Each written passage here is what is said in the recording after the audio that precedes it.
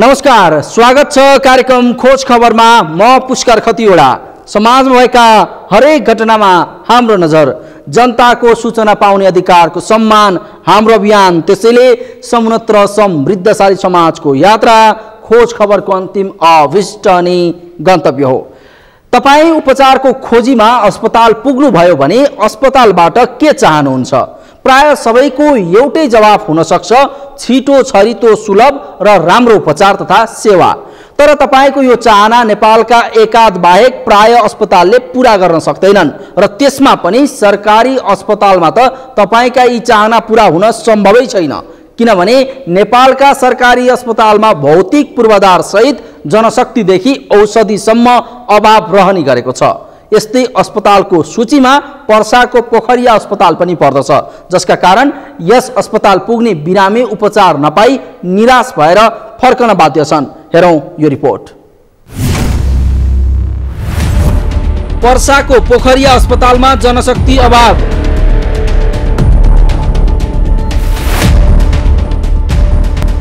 सहज स्वास्थ्य सेवा पाउनबाट बिरामी वञ्चित।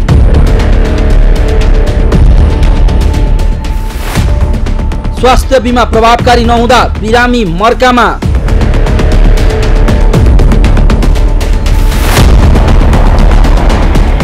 अस्पताल पुग्ने बित्तिकै बिरामी वा बिरामीका आफन्तले के चाहन्छन्? पक्कै पनि सहज रूपमा अस्पतालको सेवा लिन पाइयोस्, सहजै टिकट काट्न, चिकित्सक भेट्न र उपचार गराउन पाइयोस्। यो सबै अस्पताल पुग्नेहरूले चाहन्छन्। तर नेपालमा गतिला सरकारी अस्पताल छैन। प्राय हरेक अस्पतालमा भिड, लथालिङ्ग व्यवस्थापन र अभावै अभाव भेटिन्छ। यस्तोमा सरकारी अस्पताल पुग्नेले किन यो अस्पताल आए भन्दै पछुताउनु पर्ने बाध्यता छ। यस्तै अस्पतालहरूको सूचीमा पर्दछ पर्साको पोखरिया नगरपालिकामा रहेको पोखरिया अस्पताल।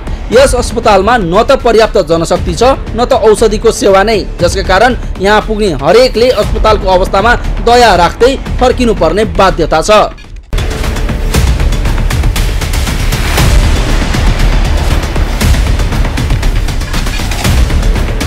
पोखरिया अस्पतालको भौतिक पूर्वाधार पर्याप्त भए पनि जनशक्ति र औषधि अभावमा बिरामी उपचारबाट वञ्चित भएका छन्। अस्पतालमा जनशक्ति तथा औषधि अभावका कारण बिरामीलाई उपचारमा समस्या देखिएको छ।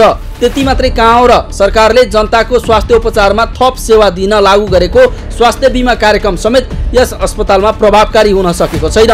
स्वास्थ्यका लागि 3500 रुपैयाँ तिरेर स्वास्थ्य बीमा गराएका स्थानीयले सरकारी अस्पतालबाट समेत उपचारमा सहजता पाएका छैनन्। अस्पतालमा उपचार गर्न पुगेका अधिकांश सेवाग्राही औषधि नहुँदा निराश भएर फर्किन बाध्य छन्। उक्त अस्पतालमा सरकारले 28 जनाको दरबन्दी तोकेको छ, तर अस्पतालमा भने दरबन्दी अनुसारका कर्मचारी एकजना पनि पुगेको छैन। किन त? जनशक्तिको त अब यस्तो छ, यहाँ जनशक्तिको सरकारको एक त आफैमा दरबन्दी कम छ।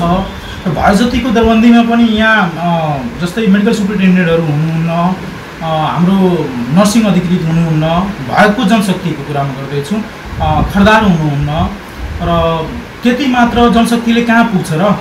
त्यो भएको जनशक्ति पनि यदि पुरा गरियो भने एउटा नर्स, एउटा अनमी पनि हुनुहुन्न।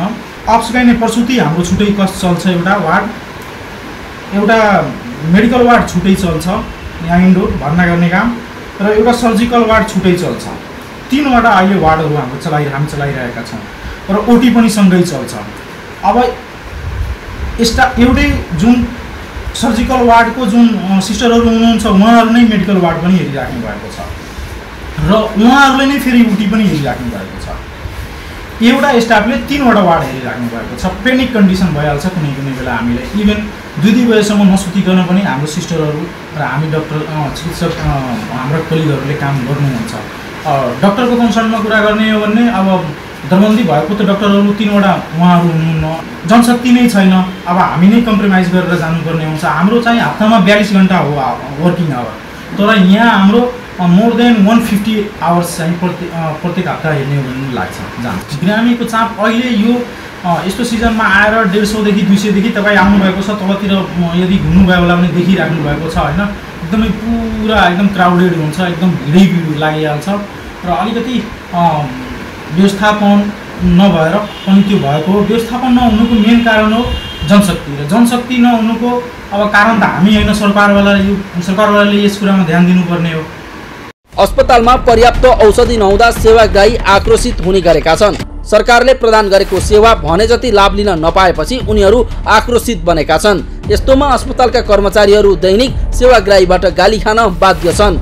यस्तो अवस्थामा पनि सरकारले अस्पतालको अवस्थाबारे चासो नदिएको अस्पताल प्रशासनको गुनासो छ। अस्पतालले पोखरियावासीलाई मात्र नभई पर्साका 2 नगरपालिका र 7वटा गाउँपालिकालाई समेत सेवा दिँदै आएको छ।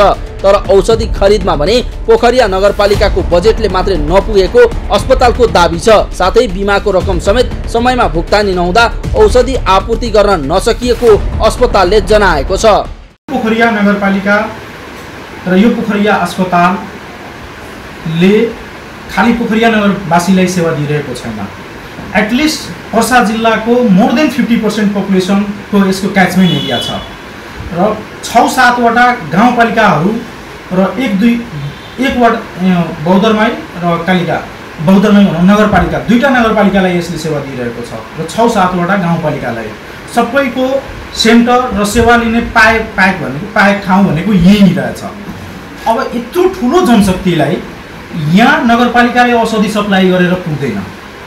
नगरपालिकाले आफ्नो बजेटको 50% भन्दा पनि बढी बजेट यसमा हालिदियो भने पनि पुग्दैन। र अर्को बिमाको जुन बिमामा औषधि नपाउनुको कारण त्यही रहेछ। बिमाबाट औषधि यहाँ आउँछ तर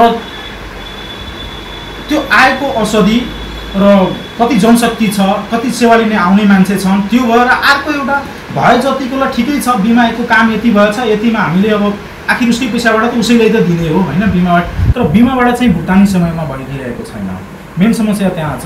बिमाको खालि औषधिको मात्र होइन, ल्याबको सबै एज अ होलमा भनौँ न पुरा बिमाको नै पैसा हाम्रो अड्केर बस्छ। हस्पिटलसँग आफ्नो बजेट छैन भने त्यो 1 सालको कहाँबाट भरपाई गर्छ हस्पिटलले पैसा, कहाँबाट उसले ल्याएर कताको पैसा कता हालोस्। हामीले त एउटा साबुन किन्न ल्यायो भने नगरपालिकाको भरमा बस्नुपर्छ भनेपछि हामी औषधि कहाँबाट म्यानेज गर्छौँ? हामीसँग कुनै बजेट छैन। पोखरिया अस्पतालले आसपासका गाउँमा समेत सेवा पुर्याएको छ। तर पर्याप्त जनशक्ति, औषधि र पूर्वाधार अभावका कारण अस्पताल आइपुगेका बिरामीले समेत सहज उपचार पाउन गाह्रो छ। कुनै बेला यही पोखरिया अस्पतालमा शल्यक्रिया सुरु हुँदा ग्रामीण भेगका बासिन्दा हर्षित थिए। उनीहरूको समय र खर्च दुवै जोगिएको थियो। गर्भवती अवस्थाका महिलालाई उपचारका लागि वीरगञ्ज लैजाँदा 1 लाखसम्म खर्च हुने गरेकोमा पोखरिया अस्पतालमा शल्यक्रिया सुरु भएपछि ठूलो रकम उपचारमा खर्च हुनबाट जोगिएको थियो। तर अहिले अवस्था त्यस्तो नरहेको स्थानीयहरू बताउँछन्। पोखरिया भेगका आम जनता जब वीरगञ्जमा जान्थ्यो अपरेसन गराउन, नारायणी हस्पिटलमा ठाउँ पाउँदैन थियो र प्राइभेटमा जानु पर्थ्यो। त्यसबेला एउटा अपरेसनमा 1 लाख रुपियाँ लगभग तिर्नु पर्थ्यो र आज जुन अपरेसन सुरु भएको छ त्यसबाट त एउटा आम जनतालाई लगभग 1 लाख रुपियाँको फाइदा भइरहेको छ। अर्को आफ्नै घरमा बसेर इलाज पाइरहेको छ, भिडमा जान नगएर घरमा इलाज पाइरहेको छ। सरकारी अस्पतालको यसरी दुर्दशा भइरहँदा स्थानीय सरकार र सरोकारवालाहरू भने मौन रहने गरेका छन्। तथापि पोखरिया नगरपालिकाले भने जनताको जीवधनको सुरक्षाका निम्ति नगरपालिकाले आवश्यक सहयोग गर्न तयार रहेको बताएको छ। सो अस्पताल मात्र नभई नगरपालिका भित्र रहेका सबै स्वास्थ्य चौकीप्रति आफू र नगरपालिका संवेदनशील भएर लागेको पोखरिया नगरपालिकाका मेयरको दाबी छ। उनले अस्पताल तथा स्वास्थ्य चौकीहरूमा जनशक्ति व्यवस्थापन र औषधि आपूर्ति गर्न आवश्यक पहल सुरु भइसकेको दाबी समेत गरेका छन्। पोखरिया अस्पताल मात्रै होइन, पोखरिया नगरपालिका भित्र परेका जे जति स्वास्थ्य चौकीहरू पनि छ त्यसलाई पनि मध्यनजर राखेर व्यापक छलफल गरेर त्यसलाई कसरी चाहिने अहिलेको तत्काल समस्या टाल्ने, समस्या हल गर्ने, स्वास्थ्य चाहिने सहज किसिमले निर्माण गर्ने, बनाउने, जनतालाई चाहिने अभावको आपूर्ति नहोस्, सहज चाहिने महसुस गरोस्, त्यसको सन्दर्भमा हामीले चाहिने छलफल गरेर त्यसमा केही निर्णयहरू पनि गरेका छौँ। तत्कालीन 5 लाखको औषधि पनि खरिद गरेर अस्पतालमा राखिएका छ। स्वास्थ्य चौकीको पनि औषधि त्यसबाट वितरण गरिएको छ। अझ आपूर्ति जुन औषधि अथवा डाक्टरहरूको चाहिँ अथवा कर्मचारीहरूको अस्पतालभित्र जुन छन् त्यसलाई पनि नजर राखेर हामी त्यसलाई समस्या हल गर्नेतर्फ यो नगरपालिका एकदम चिन्तित रहेको छ। यसरी दैनिक 200 भन्दा बढी बिरामीको चाप रहेको 15 शैय्याको पोखरिया अस्पतालमा सरकारले तोकेको दरबन्दी भन्दा कम चिकित्सक र स्वास्थ्यकर्मी भएकाले बिरामीको औषधि उपचारमा समस्या हुने गरेको छ। बढ्दो बिरामीको चापलाई सम्बोधन गर्न मध्य प्रदेश सरकारले 3 वर्ष अगाडि पोखरिया अस्पताललाई 50 शैय्याको अस्पताल घोषणा गरे पनि व्यवहारमा लागू हुन भने सकेको छैन। तसर्थ तत्काल यस अस्पतालमा आवश्यक सबै पूर्वाधार, जनशक्ति र औषधिको व्यवस्थापन गरी अस्पतालको सेवा सहज, सरल र सुलभ बनाउन आवश्यक छ। खोज खबरका लागि पर्साबाट नरेश सराफको रिपोर्ट। हो न पर्याप्त दरबन्दी न भौतिक पूर्वाधार, यस्तोमा कसरी चल्छन् होला सरकारी अस्पताल? पर्साको पोखरिया नगरपालिकामा रहेको पोखरिया अस्पताल पनि यिनै अभावबाट गुज्रिएको छ। जनशक्ति तथा औषधि अभावका कारण बिरामीलाई उपचारमा समस्या देखिएको छ। तर विडम्बना, अस्पतालको सेवा र उपचारबाट बिरामी वञ्चित रहँदा समेत सरोकारवाला निकाय र तालुकवाला मन्त्रालय बेखबर नै छ। तसर्थ छिटोभन्दा छिटो सबै तहको सरकार सहित सबै सरोकारवाला निकायले पोखरिया अस्पतालका विषयमा चासो दिन आवश्यक छ। कार्यक्रममा एकैछिन ब्रेकपछि राज्यको सम्पत्ति दोहन भएको विषय प्रसङ्ग उजागर गर्नेछौँ, हेर्दै गर्नुहोला।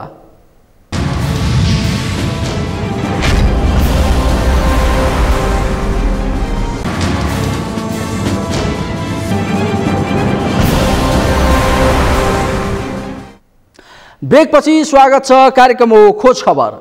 सरकारी सम्पत्ति हडप्ने, कब्जा गर्ने अनि निजी स्वार्थ पूरा गर्नेहरूको नेपालमा कमी छैन। सकेसम्म राज्यको सम्पत्ति कुम्ल्याउन यस्ता संयन्त्रहरू लागि परेका हुन्छन्। बाँकीको राप्ती सोनारी गाउँपालिकामा नदीजन्य सामग्रीको अवैध उत्खनन भएको पाइएको छ। यता हरियो वन नेपालको धन भनिने नारा अब केवल नारामै सीमित हुने अवस्थामा आइपुगेको छ। नेपालका अधिकांश वनमा तस्कर पसेका छन् भने वनका रुखहरू दिन दहाडै काटेर तस्करी हुने क्रम पनि बढेको छ। मौतरीको बर्दिवास स्थित टुटेश्वर साझेदारी वनमा काठ तस्करी बढेको छ। तर विडम्बना, हरेक दिन जसो हरिया रुख काटिँदा समेत वन कार्यालयका कर्मचारी र साझेदारी वन व्यवस्थापन समितिका पदाधिकारी मौन बसेका छन्। के छ त्यसको वास्तविकता, हेरौँ यो रिपोर्ट। बाँकेमा नदीजन्य सामग्रीको अवैध उत्खनन बढ्दो।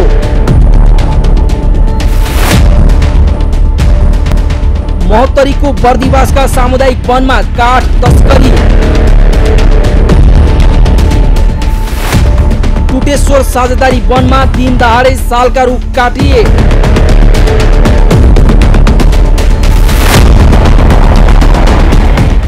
सार्वजनिक सम्पत्ति कब्जा गर्ने, हडप्ने वा त्यसको उत्खनन वा दुरुपयोग गर्ने क्रम नेपालमा बढ्दो छ।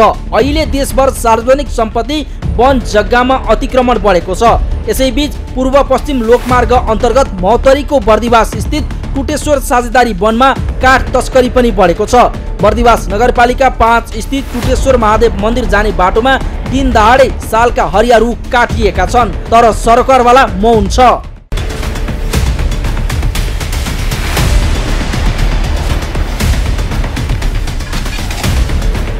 टुटेश्वर मन्दिर जाने गेटबाट करिब 2 किलोमिटरको दूरीमा दिन दहाडै हरिया सालका रुख काटिँदा टुटेश्वरनाथ सब डिभिजन वन कार्यालय महोत्तरी र टुटेश्वरनाथ वनको साझेदारी वन व्यवस्थापन समूहका साथै डिभिजन वन कार्यालय महोत्तरी मौन छ। टुटेश्वरनाथ वनको साझेदारी वन व्यवस्थापन समूहको क्षेत्रबाट साझेदारी वन र सब डिभिजन वन कार्यालयको मिलोमतोमा नै सालका हरिया रुख काटिएको स्थानीयको आरोप छ। यता साझेदारी वन व्यवस्थापन समूहको भने फरक भनाइ छ। यो कसैको निर्देशनमा होइन, उहाँहरू गाउँलेहरूले आफ्नै बैठक गरी आफ्नो समूहगत निर्णय गरेर गरेको हो। यो हाम्रो वन तर्फको, साझेदारी तर्फको कसैसँग कुनै किसिमको समन्वय गरेको होइन। उहाँहरूले पटक पटक त्यो रुख काट्ने काम गरेको हो। योभन्दा 1 महिना अगाडि पनि रुख 2टा रुख ढालेको छ र हामीहरूले यो के अरे बजार जुन लगाएछ, त्यो जुन बजारमा त्यो टाढाहरू बनाउने काम गरेछ। हामी दिउँसो टाढा भत्काउने काम गर्छौँ, उहाँहरूले राति राति गएर त्यो टाढा बनाउने काम गर्छ। उहाँहरूले आफू खुसी आफू निर्णय गरेको हो। कानुनलाई एकदम जानिकन मिचिकन काम गरेको हो। यो स्थानीय सरकारले, स्थानीय निकायले जुन यो बाटो बनाउने निर्णय जुन गरेको हो, त्यो निर्णयको अधीनमा रही वो त्यो काम गरेको। अवैध रूपमा सालको रुख काटिएको स्थानदेखि करिब 2 किलोमिटरको दूरीमा वन कार्यालय र साझेदारी वन कार्यालय रहेको छ। तर पनि त्यसबारेको जिज्ञासामा वन कार्यालय र साझेदारी वन कार्यालयका कर्मचारी अनभिज्ञ छन्। साझेदारी वनमा भइरहेको काठ तस्करीमा वनका कर्मचारी मौन देखिनुले उनीहरूको मिलेमतो रहेको स्थानीयले आशंका गरेका छन्। तर टुटेश्वरनाथ सब डिभिजन वन कार्यालयको भने जवाफ यस्तो छ। मिलेको त भन्न सकिँदैन सर, 1.5 किलो भन्दा त बढी नै पर्छ, उहाँ माइक्रोमा बस्नुहुन्छ होइन। हाम्रो सशस्त्र टोलीहरू त्यहाँ पनि छ, तपाईँको लक्ष्मणीमा पनि छ। रातिको समय हो, अब ठ्याक्कै मिलेरै काट्यो भन्न सकिँदैन। यो त गाउँलेकै बाटो विस्तार गर्ने उद्देश्यले चाहिँ गाउँलेहरूले काटेको, तर कुकुरले काट्यो भने यकिन छैन, तर गाउँलेहरूले नै काटेको। टुटेश्वर जाने बाटो विस्तारका लागि स्थानीय निकायले निर्वाचनको समयमा आवश्यक क्षेत्रका रुख मात्र काटेको डिभिजन वन कार्यालय महोत्तरीको दाबी छ। कुनै चोरी तस्करीको मनसाय नराखी स्थानीयवासीले बाटो विस्तारका लागि रुख काटेको भन्दै वन कार्यालयले आफ्नो बचाव गरेको छ। यो टुटेश्वरनाथ सब डिभिजन छ, त्यहाँ चौकमै टुटेश्वरनाथ चौकमै छ, अनि चौक हाइवेमै। अनि त्यो चौकदेखि टुटेश्वर गाउँसम्म जाने एउटा बाटो छ, मोटर बाटो। त्यो मोटर बाटो केही दायाँ बायाँ चाहिने यो केही लाथ्राहरू काटेको देखिन्छ। 27वटा 13वटा सालको र 14वटा अन्य प्रजातिको लाथ्राहरू काटेको देखिन्छ, देखिन्छ मतलब काटेको छ। अनि त्यो लाथ्राहरू रातको समयमा, रात बिरातको समयमा, चुनावको समय उता मतगणनामा कर्मचारीहरू चुनाव सकेर आएको बेलामा चाहिने ठ्याक्कै त्यही बेलामा चाहिने त्यो मौकाको फाइदा उठाएर सार्वजनिक बाटो आसपासमा रुख काटिँदा समेत साझेदारी वनका पदाधिकारी तथा वन कार्यालयका कर्मचारी बेखबर हुनुले काठ तस्करीलाई नै प्रश्रय दिइरहेको छ। यससँगै काठ तस्करीमा संलग्नको खोजी तथा कारबाही गर्न नसक्नुले वन ऐनलाई समेत गिज्याइरहेको छ। वन मात्र होइन, अहिले नदीजन्य सामग्रीको अवैध उत्खनन पनि बढ्दो छ। बाँकेको राप्ती सोनारीका अधिकांश स्थानमा रहेका नदीजन्य सामग्रीको अवैध घाटगद्दी रहेको पाइएको छ। नदीजन्य सामग्रीको उत्खनन गरेर मनलाग्दी रूपमा अवैध ढङ्गले घाटगद्दी गरेर राखिएको पालिकाको स्थलगत अनुगमनका क्रममा फेला परेको हो।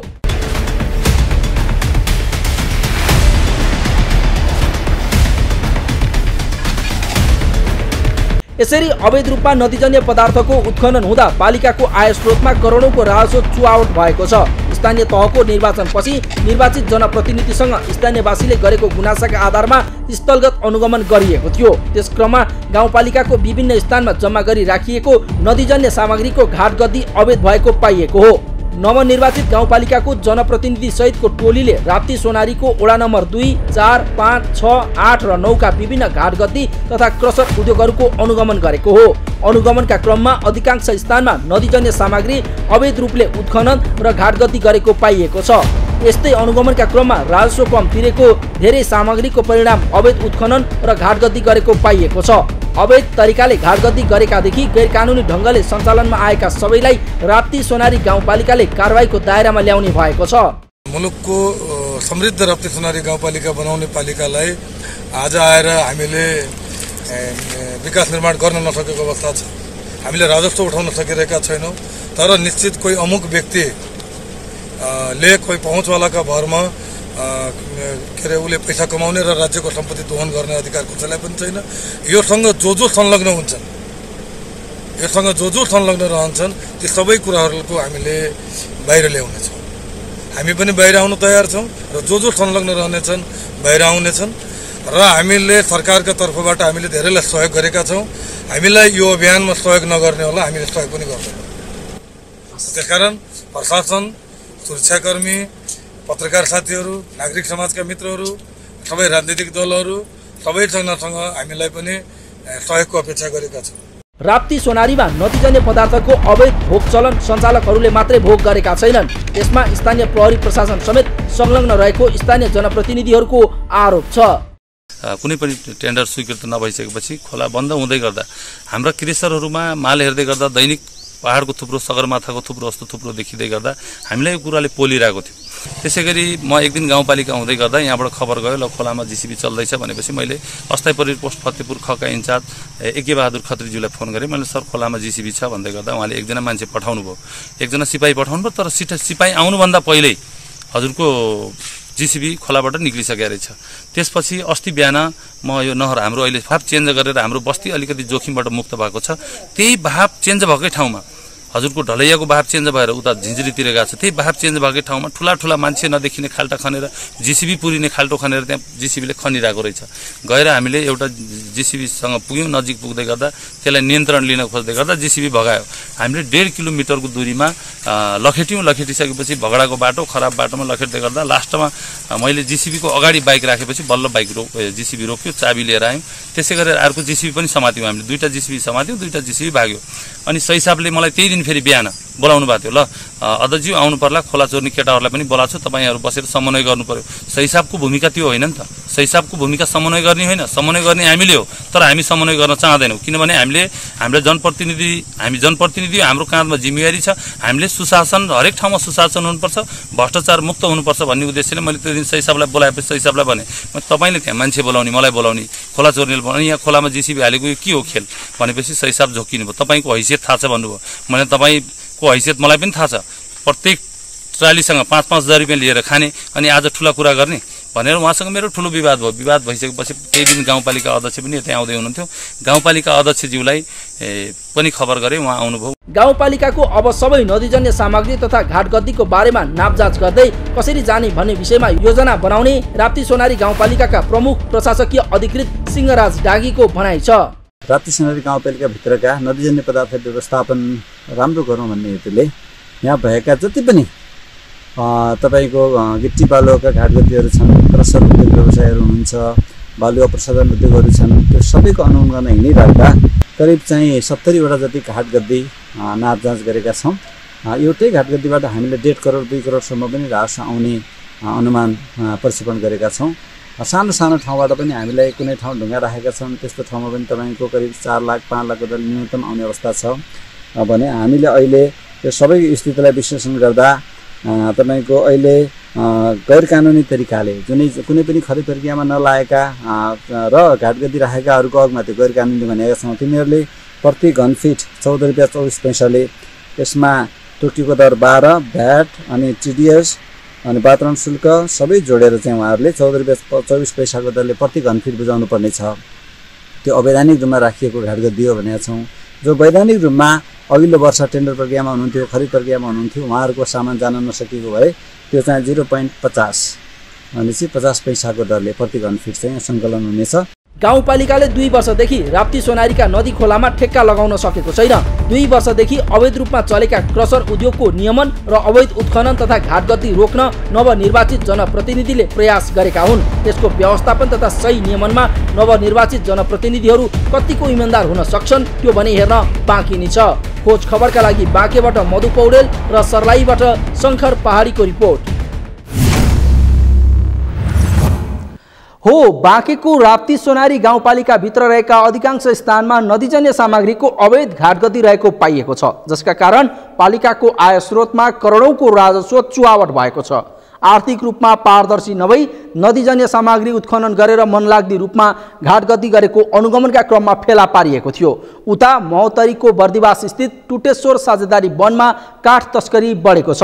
बर्दिवास नगरपालिका 5 स्थित टुटेश्वर महादेव मन्दिर जाने बाटोमा दिन दहाडै सालका हरियारू काटिएका छन्। तर विडम्बना भनौँ, सार्वजनिक बाटो आसपासमा हरेक दिन जसो हरियारू काटिँदा समेत वन कर्मचारी र साझेदारी वन व्यवस्थापन समितिका पदाधिकारी मौन छन्।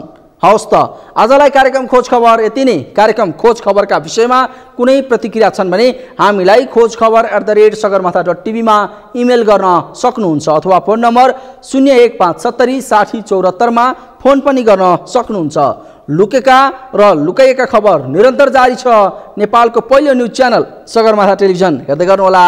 नमस्कार।